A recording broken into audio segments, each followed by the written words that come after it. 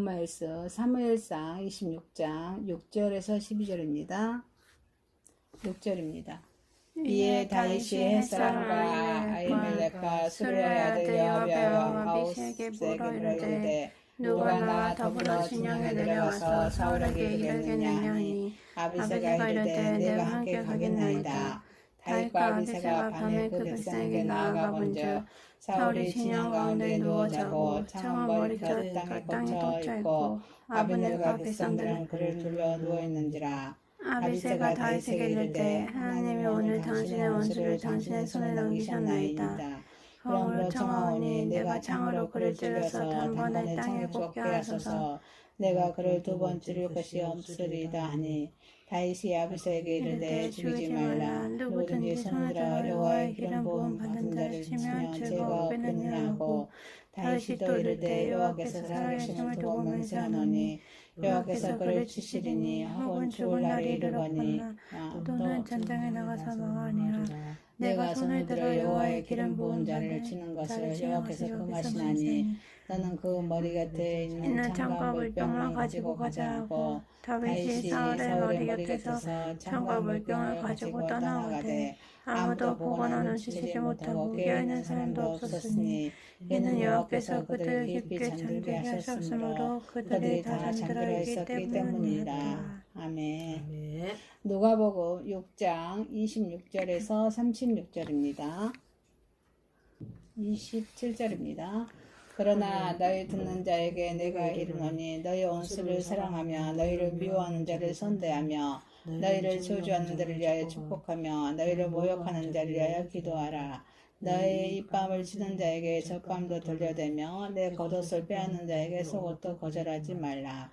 네게 구하는 자에게 주며 내 것을 가져가는 자에게 다시 달라 하지 말며 남에게 대접을 받고자 하는 대로 너희도 남을 대접하라. 너희가 만일 너희를 사랑하는 자만을 사랑하며 칭찬받을 것이 무엇이냐. 죄인들도 사랑하는 자는 다 사랑하시느니라. 너희가 만일 선대한 자를 선대하며 칭찬받을 것이 무엇이냐. 죄인들도 이렇게 하느니라. 너희가 받기를 바라고 사람들에게 구워주며 칭찬받을 것이 무엇이냐. 죄인들도 그만큼 받고자 하여 죄인에게 구워주느니라. 오직 너희는 원수를 사랑하고 선대하며 아무것도 바라지 말고 구워주라. 그리하면 너희 상이 클 것이요 더 지극히 높으신 이의 아들이 되리니 그는 은혜를 모르는 자와 악한 자에게도 인자하시니라. 너희 아버지의 자비로우심과 같이 너희도 자비로운 자가 되라. 고린도전서 15장 42절에서 50절입니다. 42절입니다. 죽은 자의 부활도 그와 같으니 썩을 것으로 심지 아니할 것으로 다시 살아나며 욕된 것으로 심고 영광스러운 것으로 다시 살아나며 약한 것으로 심고 강한 것으로 다시 살아나며 육의 몸으로 심고 신령한 몸으로 다시 살아나니 육의 몸이 있은즉 또 영의 몸도 있느니라. 기록된 바 첫사랑 아담을 생명이 되었다 한것 같이 마지막 아담을 살려주는 영이 되었나니 그러나 먼저는 신령한 사람이 아니요 육의 사람이요 그 다음에 신령한 사람이니라.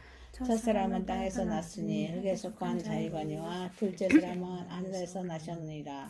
무릇 흙에 속한 자들은 저 흙에 속한 자와 같고 무릇 하늘에 속한 자들은 저 하늘에 속한 자와 같으니 우리가 흙에 속한 자의 형상을 입은 것 같이 또 하늘에 속한 이의 형상을 입으리라.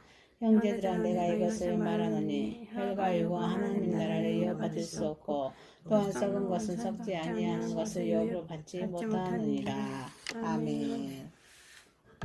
본문 말씀 사무엘상 26장 6절에서 12절, 누가복음 6장 27절에서 36절, 고린도전서 15장 42절에서 50절 말씀으로 제목을 온전한 사랑, 온전한 사랑으로 은혜를 받고자 하겠습니다.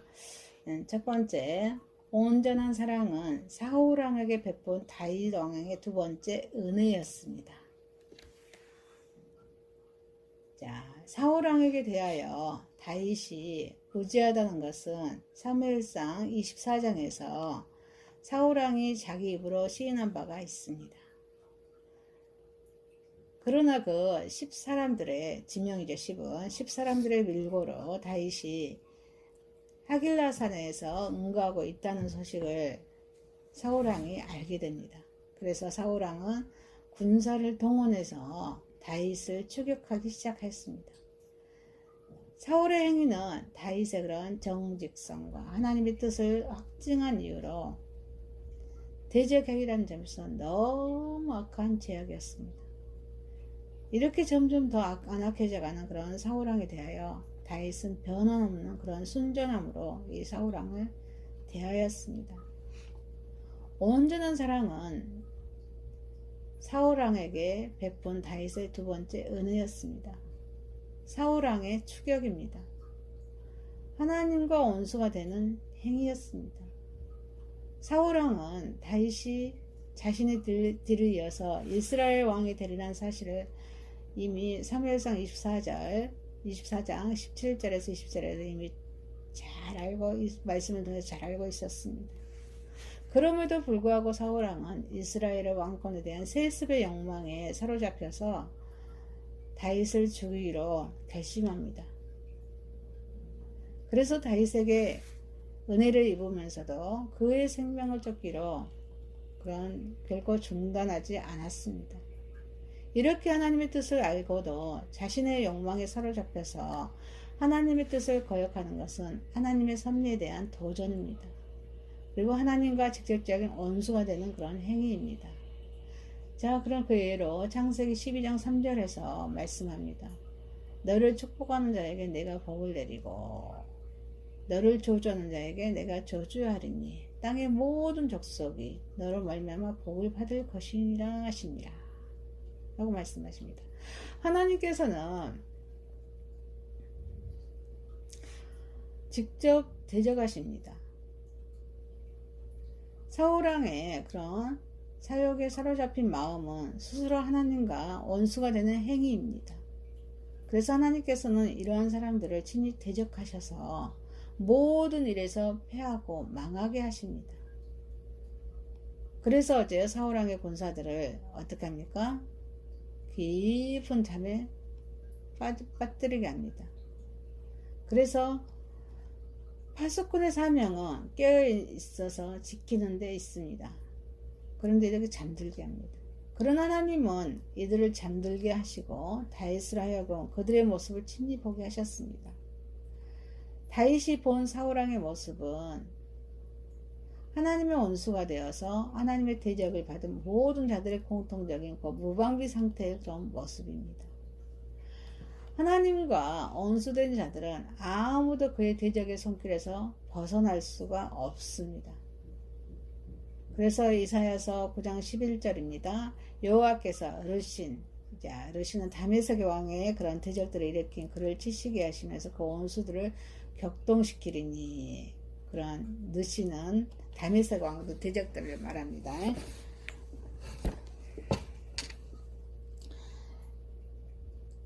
자, 여호와께서 르신 다메섹의 왕들의 대적들을 일으켜서 그를 치게 하셔서 그 원수들을 격동하시더니, 그래서 하나님의 원수가 돼서 하나님의 대적을 벗어날 수 없습니다.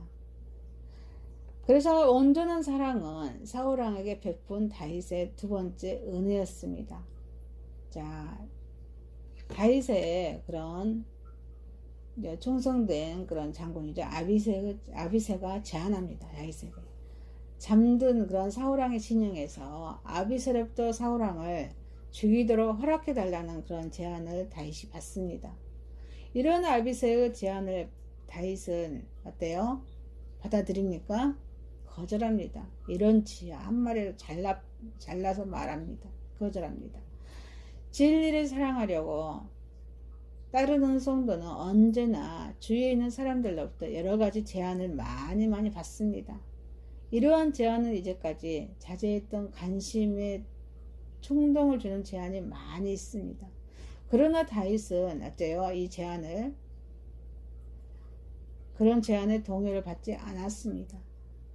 이처럼 주위의 자신의 신앙과 양심의 한 점 부끄러움이 없는 선택과 행동만이 하나님께 옳다함의 그런 인정함을 받습니다.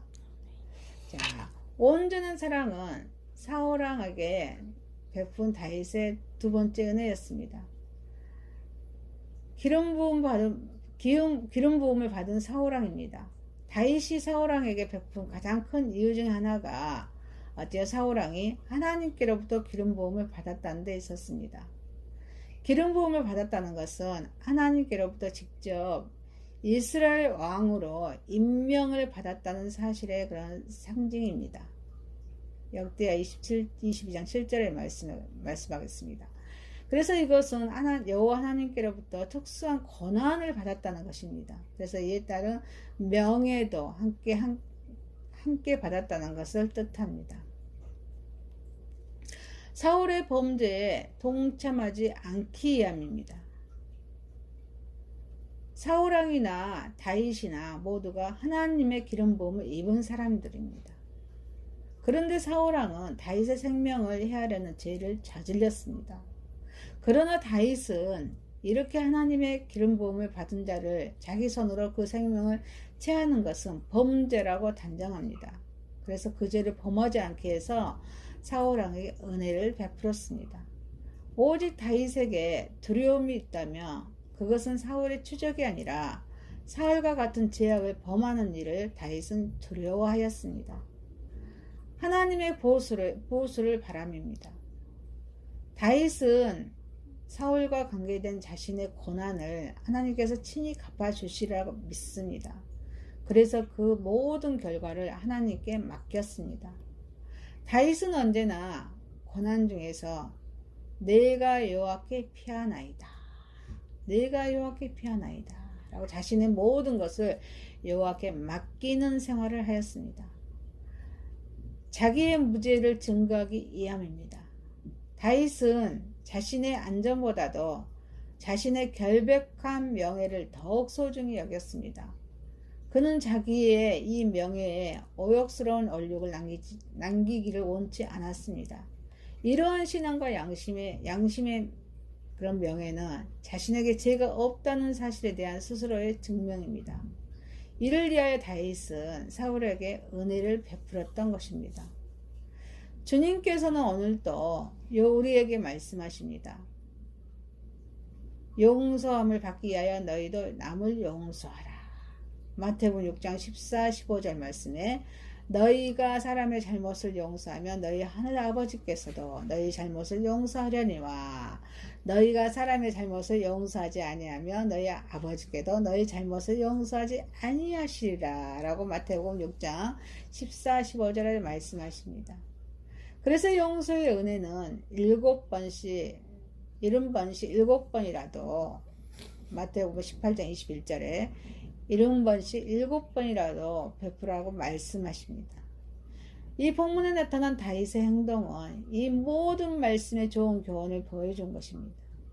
사랑하는 여러분, 온전한 사랑은 사울왕에게 베푼 그런 다윗의 두 번째 은혜였습니다. 다윗의 그런 온전한 사랑을 본받는 저와 여러분이 되시기를 주님의 이름으로 축원드립니다. 아멘. 두 번째입니다. 온전한 사랑입니다. 온전한 사랑입니다. 예수님께서는 이 본문에서도 사람들에게 하나님의 온전한 사랑을 본받아 온전한 사랑을 실천하라고 말씀하십니다. 자, 에레미야서 구약은 예수님 오시기 전에 말씀이죠. 구약에서 에레미야서 24장 20절이나 신명기서 19장 21절에 말씀하십니다. 눈에는 눈, 이에는 이 이렇게 말하고 있지만 주님께서는 오히려 마태복음 5장 44절에 원수를 사랑하며 너를 핍박하는 자를 위하여 기도하라 라고 말씀하십니다. 이는 사람들에게 하나님의 사랑을 실천하라고 하시는 것입니다. 원수의 온전한 사랑입니다. 자, 온전한 사랑은 원수에 대한 사랑입니다. 원수를 자기를 해롭게 하는 적을 사랑하다는 예수님의 말씀은 당시 사람들에게 몹시 충격적인 일이었습니다. 그든 서기관들이 랍비들을 통하여 이웃을 사랑하라는 교훈을 듣고 배우긴 했지만 원수를 사랑하라는 말은 예수님께 처음 듣는 말이었습니다. 그래서 그 당시에 로마의 식민지에 있었던 그런 당시의 사람들로서 도저히 상상할 수도 없는 그런 말이었습니다. 그러면 왜 주님께서 이런 사랑을 실천하라고 사람들에게 말씀하셨습니까?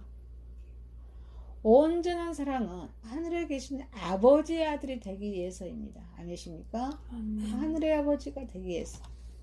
아들이 되기 위해서입니다.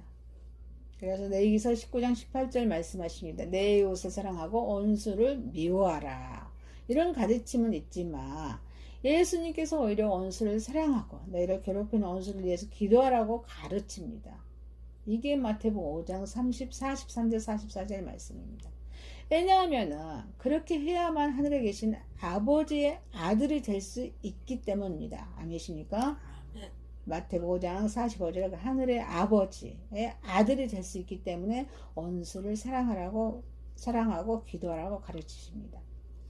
이러한 예수님의 교훈이 당시의 사람들에게는 어떻게 받아들였는지 모르겠지만 이 말씀은 오늘날의 우리에게 매우 중요한 의미를 가져다 줍니다. 그 어느 시대에도 사랑이 가장 많이 말해지고 있으나 올바른 사랑의 그런 정신과 실천이 점점 더 그런 정신이 희박해져가는 그런 오늘날의 현실은 정말 안타깝기 그지없습니다. 극도의 이기적인 생각과 평안하고 안일한 생활만을 자꾸 추구해가는 사람들은 마치 이들이 살고 있는 문화가 그러한 것처럼 온터치, 요즘 온터치 너무 좋아하죠. 한 번에 탁탁탁 하는 거 온터치로 모든 것을 해결이 되어지는 자동화만을 오늘날에 요구되어집니다. 그러나 이제 이들에게는 사랑의 아픔도 사랑의 권해도 그 의미와 가치도 점점 희석화되어 갈 뿐입니다. 자, 예수 그리스도, 예수님 오심, 인카네이션이죠. 예수님이 이 땅에 오심이 뭐예요? 인카네이션. 예? 인카네이션. 예수님의 오심. 그 자체부터 그 예수님의 살아계심, 부활하심, 또 예수님의 가르치심, 모두가 사랑이라는 사실을 우리는 깊이 생각해야 할 것입니다. 하나님의 아버지의 자녀가 되기 위해서는 이 예수님의 그리스도의 사랑을 본받아서 사랑 가운데서 뿌리가 박히고 그런 터가 굳어져서 그 사랑의 넓이와 길이와 높이가 또 깊이를 우리의 생활 속에서 체험해 가야 할 것입니다. 그것은 우리를 괴롭히고 고통스럽게 하는 사람들까지도 사랑을 주어야 하는 저와 여러분의 거듭난 자의 거룩한 의지의 노력입니다. 주님께서 요구하시는 것은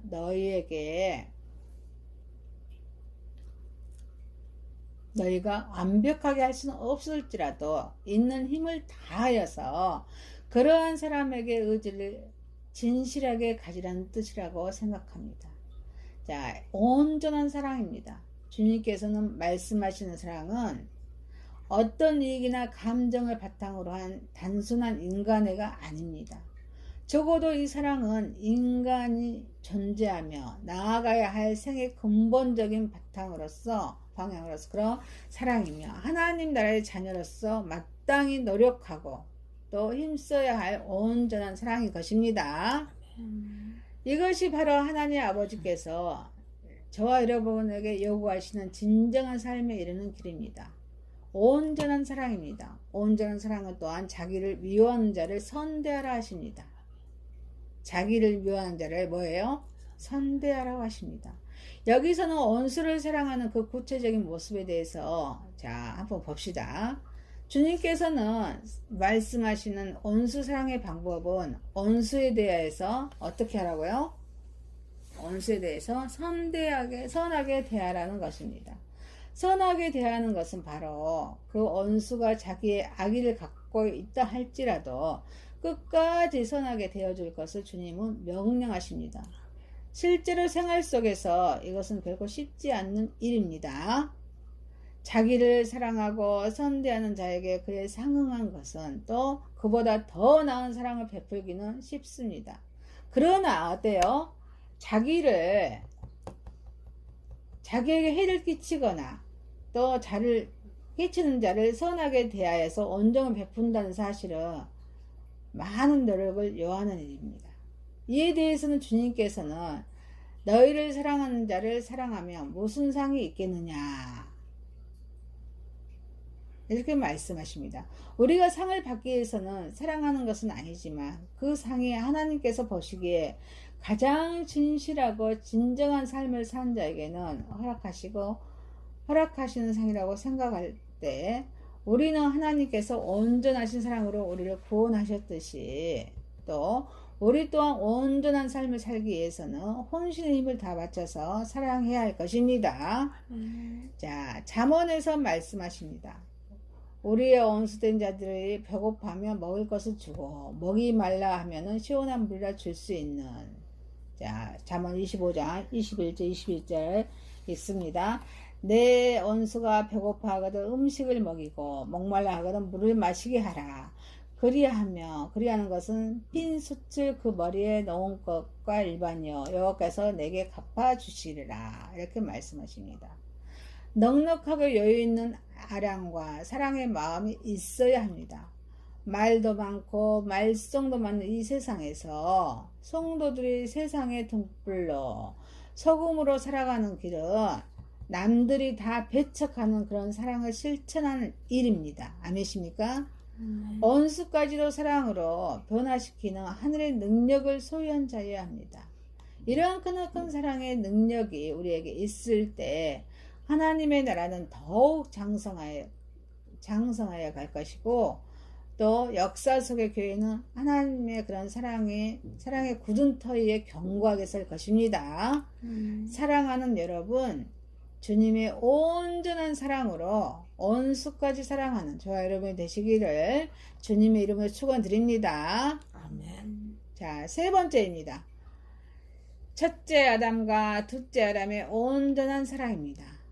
첫째 아담과 둘째 아담의 온전한 사랑입니다. 고린도전서의 바울은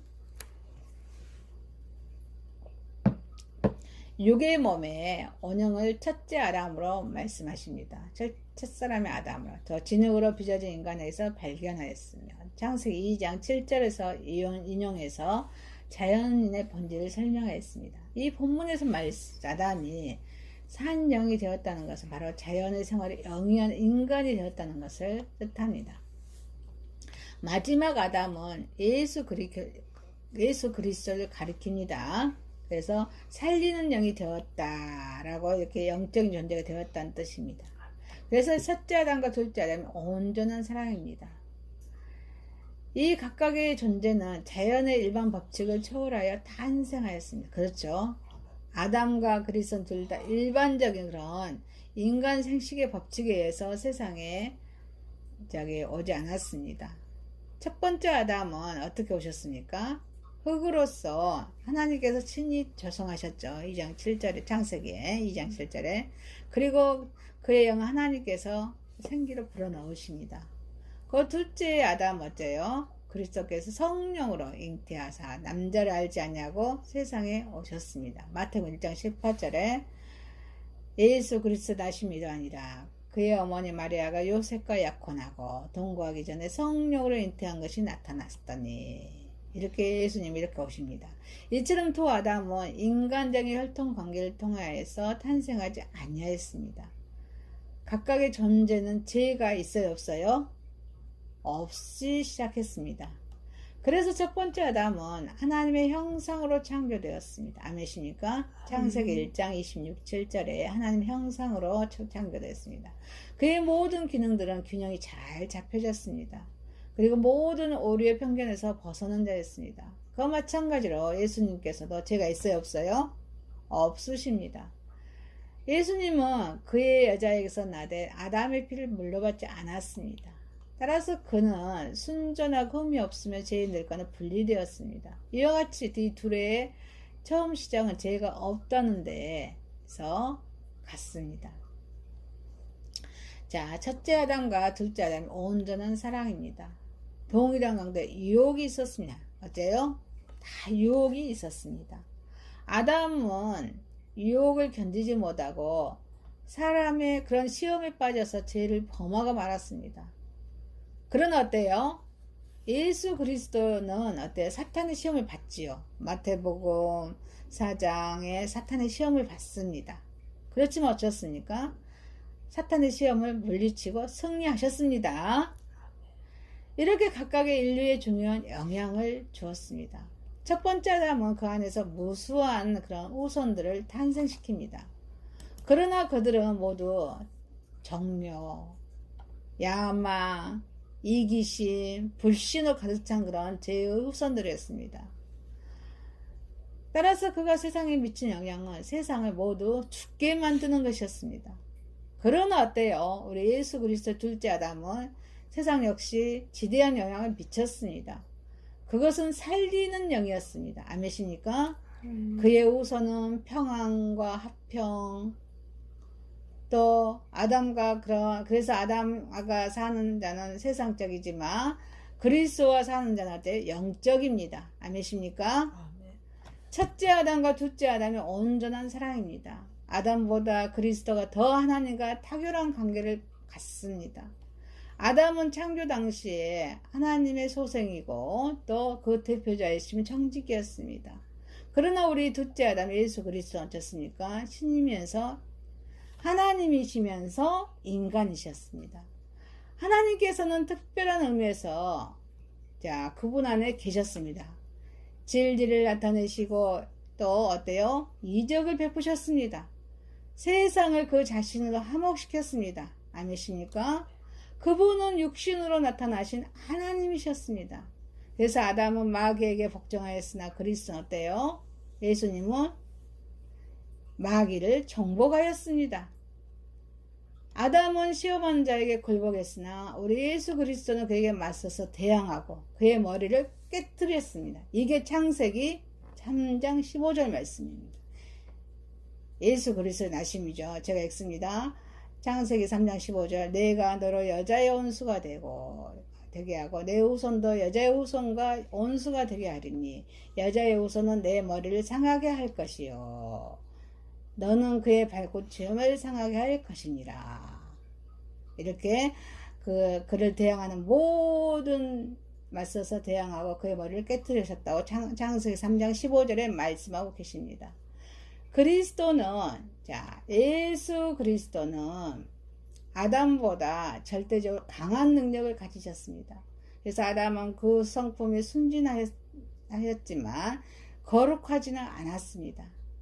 성과 거룩에 대한 학고부동한 의지를 갖지도 않았습니다. 능력도 갖지 못했습니다. 따라서 그는 첫 번째 가장 단순한 시험에 맥없이 굴복하고 말았습니다. 그러나 어때요? 우리 예수 그리스도께서는 그 거룩함을 가지셨습니다. 아멘이십니까? 그래서 그분은 그런 악의 정사와 권세에 대해서 승리하셨습니다. 그래서 분명히 그것을 드러내셨습니다. 첫째 아담과 둘째 아담의 온전한 사랑입니다. 아담은 죄를, 우리 예수 그리스도는 의를 심었습니다. 첫째 아담과 둘째 아담의 예수 그리스도 사이에 가장 큰 상이한 점은 아담이 그의 후손에게 어때요? 죄와 그 열매인 사망을 남긴 반면에 우리 예수님 어떻습니까? 예수 그리스도는 그를 믿는 자에게 뭐를 주셔요? 은혜? 예수님 믿는 자에게 영생을 위한 의를 심었다는 것입니다. 하나님은 인간을 창조하시고 그를 에덴 동산에 두시면서 생명의 언약을 맺으셨습니다. 그러나 우리 아담은 어쩌습니까? 하나님과 언약을 스스로 파기하십니다. 그래서 죽을 수밖에 없는 존재가 되었습니다. 그 안에서 태어난 자도 그의 죄와 죽음을 물러받게 되었습니다. 그러나 죄 없으신 예수 그리스도께서는 친히 육신을 입으시고 이 세상에 오셔서 하나님의 의를 성취하셨습니다. 완성하셨습니다. 그리고 죄인을 위해서 십자가를 위해 달리시고 또 그를 믿는 모든 자에게 생명과 의를 주셨습니다. 하나님은 거룩하시고 공의로우신 분이십니다. 때문에 죄에 대해서 반드시 하나님께서 갚으십니다. 그러나 그리스도를 믿어서 의롭게 된 자는 하나님으로부터 영생을 허락받습니다. 아멘입니까? 사랑하는 여러분, 첫째 아담과 둘째 아담의 온전한 사랑입니다. 둘째 아담의 온전한 사랑, 예수 그리스도의 사랑으로 충만한 제가 여러분이 되어서 주님의 사랑으로 승리하는 저 여러분 되시기를 주님의 이름을 축원드립니다. 말씀을 마치겠습니다. 온전한 사랑은 사울 왕에게 베푼 다윗의 두 번째 은혜였습니다. 온전한 사랑입니다. 첫째 아람과 둘째 아람의 온전한 사랑입니다. 기도드리겠습니다. 하나님 아버지, 다윗 왕이 온전한 사랑으로 사울 왕에게 은혜를 베푸신 것처럼 둘째 아람의 온전한 사랑인 예수 그리스도의 사랑으로 충만하게 하옵소서. 예수님의 이름으로 기도드리옵나이다. 아멘.